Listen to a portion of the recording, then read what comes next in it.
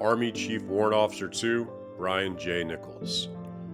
Bryan was born October 16, 1979 in Hays, Kansas, and is the son of Douglas and Cynthia Nichols. On October 7, 2006, he married Mary Hammerbacher in Frontenac, Kansas. Bryan was the 1998 graduate of TMP-Marian High School in Hays and enlisted in the Army in 1996. He was deployed twice in Iraq, once in 2002, again in 2003, and once in Kosovo in 2004. He graduated from flight school in 2008 and was a Chief Warrant Officer with the 7th Battalion, 158th Aviation Regiment, General Support Aviation Battalion. Shortly before the tragedy, 10-year-old Braydon Nichols started to think about his dad and how much he missed him. He had been deployed for 2 months in Afghanistan. The little boy in the car with his mother running errands brushed back his dirty blonde hair and ran his hand over his cheek. Jessica Nichols looked over when she heard sniffles, and her son was crying. "When is Dad coming back so we can go camping?" he asked her. "Soon," she reassured him. "Your dad is off fighting for this country."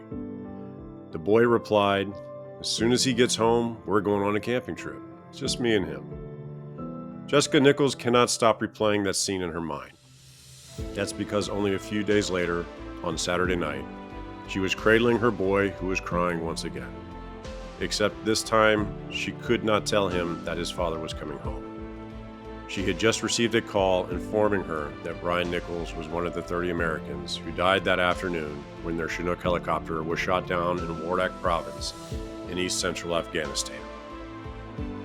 It was just so devastating that a week or so ago, Braydon had that worried look on his face, thinking about his dad, she said.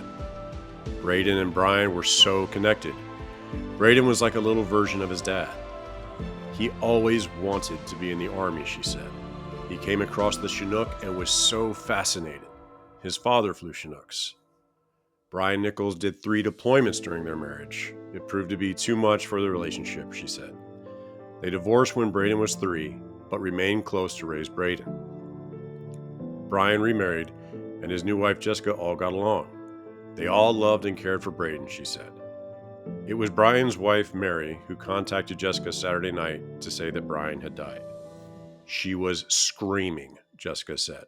She was screaming that Bryan was dead. Jessica couldn't believe what she was hearing. She hung up. Her heart was beating hard. Braydon was in his room, still awake and playing. Jessica walked toward the room and stood by his door for a moment, overcome with grief. "I went to my room and tried to figure out what was going on," she said. Jessica pulled herself together as best she could and phoned her brother who lives nearby and came to her house to support her. Together, they called Braydon downstairs. In his pajamas, Braydon stood in front of his mother and uncle. I said, "Braydon, do you know how much your dad loves you? Do you know how proud of you he is?" Before she could say anything more, the boy wilted in her arms, sobbing. I said, "I'm sorry, your dad died."